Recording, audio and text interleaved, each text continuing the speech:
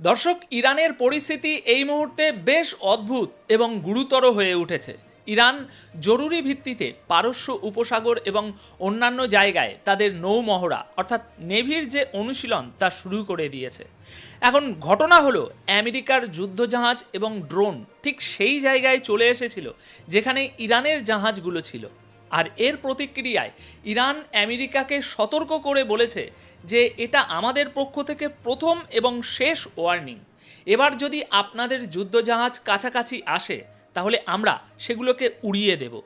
আর এই ঘটনার আড়ালে যদি আপনারা যুদ্ধ শুরু করার চেষ্টা করেন তাহলে মনে রাখবেন, আগের বার 12 দিনের যুদ্ধে আমরা আপনাদের এবং ইসরায়েলের যে অবস্থা করেছিলাম সেই কথা মাথায় রাখবেন। আসলে ইরান সরাসরি সমুদ্রে তাদের নৌবহর নামিয়ে পুরোদমে মহড়া চালাচ্ছে। সেখানে তারা মিসাইল ছুঁড়েছে এবং আমেরিকার যুদ্ধজাহাজগুলোকে পিছিয়ে যেতে বাধ্য করেছে। ইরান পরিষ্কারভাবে আমেরিকাকে হুঁশিয়ারি দিয়েছে যে এই মিসাইল যে কোনো মুহূর্তে আপনাদের যুদ্ধজাহাজে আঘাত করতে পারে এবং আমরা আপনাদের জাহাজ ও নৌবহরকে উড়িয়ে দেব। আর এই ঘটনা ঘটার সঙ্গে সঙ্গেই আয়াতুল্লাহ আলী খামিনির নির্দেশে একটি সতর্কতা জারি করা হয়েছে। তারা বলেছে, আমরা জানতে পেরেছি যে আমেরিকার সঙ্গে মিলে ইরানের দ্বীপপুঞ্জ এবং আরাস গ্যাস ফিল্ড দখল করার ষড়যন্ত্র চলছে। আর এই ষড়যন্ত্রে আমেরিকা এবং আরও অনেক ইসলামিক দেশ জড়িত, যারা আমেরিকার কথায় এই কাজ করছে। আমরা খুব স্পষ্টভাবে জানিয়ে দিতে চাই যে ইরান 12 দিনের যুদ্ধে সম্পূর্ণ ধ্বংসলীলা চালিয়েছে। পারস্য উপসাগরে কারো যদি এই ভুল ধারণা থাকে যে ইরান কিছুই করতে পারবে না, তাহলে তারা যেন সেই ভুলটা মাথা থেকে বের করে দেয়। আপনাদের যদি সামান্যতম সন্দেহ থাকে তাহলে কাতারে আমেরিকার সঙ্গে আমরা যা করেছিলাম সেটা গিয়ে দেখুন, অথবা গিয়ে দেখে আসুন ইসরায়েলের ধ্বংস হয়ে যাওয়া বিল্ডিং আর খণ্ডারগুলো। তাহলেই আপনারা বুঝতে পারবেন ওরা গাজায় যে অবস্থা করেছে আমরাও ওদের সেই অবস্থাই করেছি। তাই কোনো ভুল ধারণার মধ্যে থাকবেন না।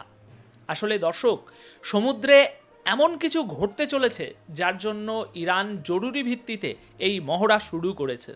আর এটা ঠিক এমন একটা সময়ে হচ্ছে যখন ইসরায়েলি মিডিয়ার গোয়েন্দা রিপোর্ট ফাঁস হচ্ছে, যেখানে বলা হচ্ছে যে যে কোনো মুহূর্তে ইরানের সঙ্গে একটি চূড়ান্ত যুদ্ধ শুরু হতে চলেছে। আপনারা জানেন, কিছুদিন আগেই ইসরায়েলের যুদ্ধ বিমানগুলো ইরাকের সীমান্ত পর্যন্ত এসেছিল। তারা আসলে পরীক্ষা করতে এসেছিল যে ইরান কতটা প্রতিক্রিয়া দেখায়, তাদের প্রতিক্রিয়া দেখানোর সময় কতটা, এবং তারা আদেও বিমানগুলোকে শনাক্ত করতে পারে কিনা। কারণ এই মুহূর্তে ইরানের হাতে অনেক উন্নত প্রযুক্তি এসে গেছে। 12 দিনের যুদ্ধে তারা অসাধারণ কাজ দেখিয়েছে, কিন্তু এখন রাশিয়ার পক্ষ থেকে তাদের কাছে আরও কিছু উন্নত প্রযুক্তি এসেছে। রাশিয়া তাদেরকে কার্গো ভর্তি করে অস্ত্রশস্ত্র পাঠিয়েছে। আর এই পরিস্থিতিতে রাশিয়ার উপর প্রচুর সমালোচনাও হয়েছে যে আপনি এত বড় আকারে এই কাজটা কেন করলেন। এখন ভাবুন, এই ঘটনাটা তখন ঘটছে যখন আয়াতুল্লাহ খামিনি 3-4 দিন আগে একটা ভাষণ দিয়েছিলেন। সেই ভাষণে খোলামেলা কথা বলেছিলেন, যেন এটা তার শেষ ভাষণ। তিনি উপদেশ দেওয়ার ভঙ্গিতে বলেছিলেন, নিজেদের মধ্যে মতবিরোধ থাকতে পারে কিন্তু সবাইকে একসঙ্গে লড়তে হবে। গোটা জাতিকে এখন এক হতে হবে, কারণ আমাদের মাথার উপর যুদ্ধ ঘনিয়ে এসেছে এবং আমাদেরকেই এটা সামলাতে হবে। তিনি আরও বলেছিলেন, আমরা যদি এখন শক্ত না হই তাহলে ওরা আমাদের অবস্থা আরও খারাপ করে দেবে। এমনকি ইরানের ভেতরেও আয়াতুল্লাহ খামিনির যে খুব আদর্শগত সমর্থন আছে তা কিন্তু নয়, কারণ সেখানকার বেশিরভাগ মানুষ নির্বাচনে ভোট দিতে যায় না। কিন্তু তা সত্ত্বেও একটা বিষয় পরিষ্কার, ইরানের মানুষ আজ এটা ভালো করেই জানে বা জেনে গিয়েছে ইসরায়েলের সঙ্গে যুদ্ধ হলে তাদের কি হবে। তারা ভালো করেই জানে যে যদি যুদ্ধ হয় তাহলে ইসরায়েল তাদেরকে ধ্বংসস্তূপে পরিণত করবে, তাদেরকে গাজা বানিয়ে ছাড়বে। তাই তারা নিজেদের দেশ হারাতে চায় না। দেখুন, এরকম ঘটনা সাদ্দামের সময়েও হয়েছিল, সিরিয়াতেও হয়েছে। মানুষ দেখেছে বাশার আল আসাদের আগে ও পরের পরিস্থিতি। যদিও সেই শাসকদের বড় বড় অপরাধ ছিল, বাশার আল আসাদও অনেক অপরাধ করেছেন, কিন্তু তারপরেও মানুষের মনে হয় যে যদি বাইরের শক্তি আসে তাহলে সব কিছু ধ্বংস হয়ে যাবে। যেমনটা আমেরিকা আফগানিস্তানে তালিবান সরকারের পতনের পর 21 বছর ধরে করেছিল, যেখানে লক্ষ লক্ষ আফগান নাগরিক মারা গিয়েছিল এবং পুরো অঞ্চল সেই ধ্বংসের শিকার হয়েছিল। পরে সেই আফগানিস্তানে সেই তালিবানদের হাতেই ক্ষমতা দিয়ে আমেরিকা নিজে পরাজিত হয়ে ফিরে গিয়েছিল। আসলে এই ধরনের যুদ্ধের পরিণতি কি হয় তা সাধারণ মানুষ এখন বুঝতে শিখেছে। মানুষ এখন বলছে, ঠিক আছে, আমরা হয়তো আমাদের বর্তমান সরকারকে পছন্দ করি না, কিন্তু তার মানে এই নয় যে আমরা ইসরায়েলকে আমন্ত্রণ জানাবো। আর এই কথাটাই আয়াতুল্লাহ খামেনি তার ভাষণে বলেছেন, যে আপনারা ওই ফাঁদে পা দেবেন না। যদি দেশ আপনাদের হাত থেকে চলে যায় তাহলে ওরা আপনাদের পারমাণবিক কর্মসূচি সম্পূর্ণ ধ্বংস করে দেবে। আর নেতানিয়াহু যে এই বারবার ফরাসি ভাষায় ভাষণ দিয়ে আপনাদেরকে আকৃষ্ট করার চেষ্টা করছে এবং বলছে যে আমি একবার আয়াতুল্লাহ আর তার শাসনকে শেষ করে দিই, তারপর তোমাদের সঙ্গে খুব ভালো সম্পর্ক তৈরি করব, এটা একটা বিরাট বড় ফাঁদ। কারণ ওরা মুখে এক কথা বলে কিন্তু বাস্তবে তার ঠিক উল্টোটা করে। তাই কারো ভুল ধারণায় থাকবেন না, আমাদের অস্তিত্ব ওরা কোনোভাবেই মেনে নিতে পারে না। দর্শক, এটা একটা খুব গুরুত্বপূর্ণ ঘটনা। আমেরিকা এবং ইসরায়েলের সাম্প্রতিক যে গোয়েন্দার রিপোর্টগুলো সামনে এসেছে সেগুলো পড়ার মতো এবং রীতিমতো হৃদয় কাঁপিয়ে দেওয়ার মতো। সেই রিপোর্টে বলা হয়েছে, ইসরায়েলের গোয়েন্দা সংস্থাগুলো ইরানের সম্পর্কে যে মূল্যায়ন করেছিল, ইরান তার চেয়েও শক্তিশালী জবাব দিয়েছে। তারা ভেবেছিল ইরানের কাছে তেমন কোনো ডিফেন্স সিস্টেম নেই, কিন্তু ইরান এমন প্রতিরক্ষা ব্যবস্থা ব্যবহার করেছে যা তাদের বড় বড় শহরগুলোকে ধ্বংসের হাত থেকে বাঁচিয়েছে।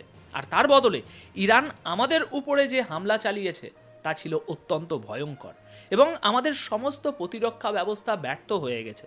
এটাই হলো আসল পরিস্থিতি।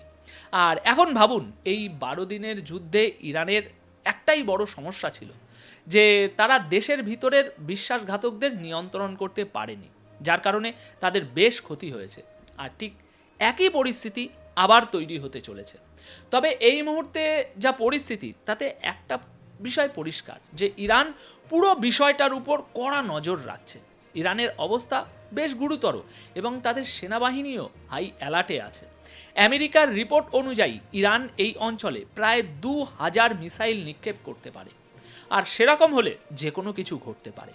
ইরান আসলে নিজেদের প্রতিরক্ষা ব্যবস্থা অনেক শক্তিশালী করেছে। রাশিয়া এবং চীন ইরানের মিসাইল প্রযুক্তি এবং তার নির্ভুলতাকে উন্নত করতে যে ভূমিকা পালন করেছে তাতে ইরান আজ বহুদূর এগিয়ে গেছে।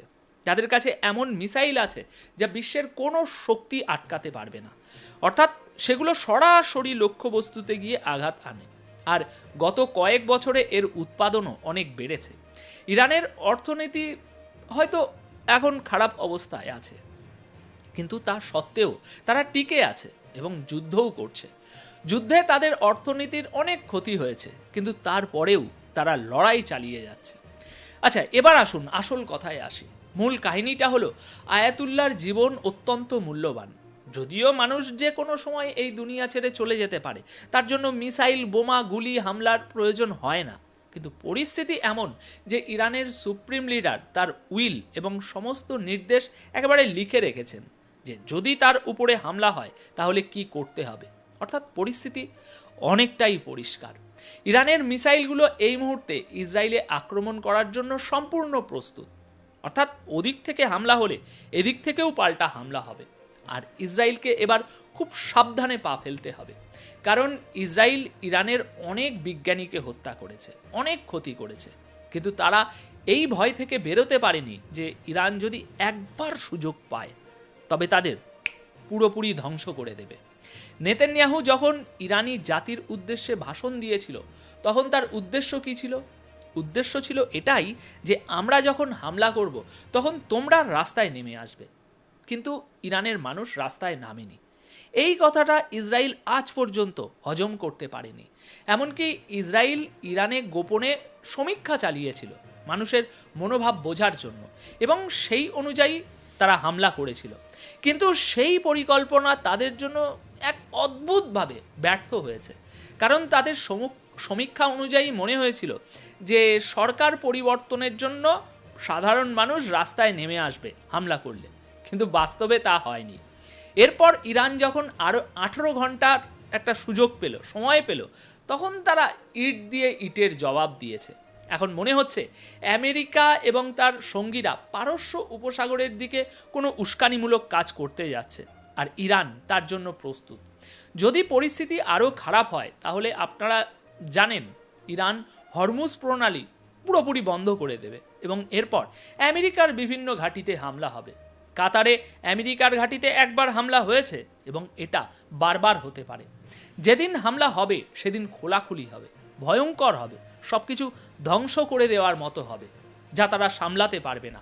এটাই হলো আগামী দিনের স্পষ্ট চিত্র। সুতরাং ইরানের পরবর্তী নিশানা আমেরিকার যুদ্ধ জাহাজ।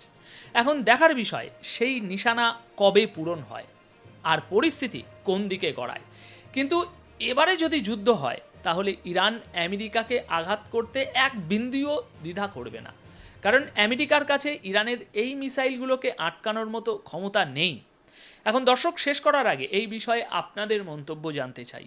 এ বিষয়ে আপনাদের মতামত কি কমেন্ট বক্সে অবশ্যই লিখে জানাবেন।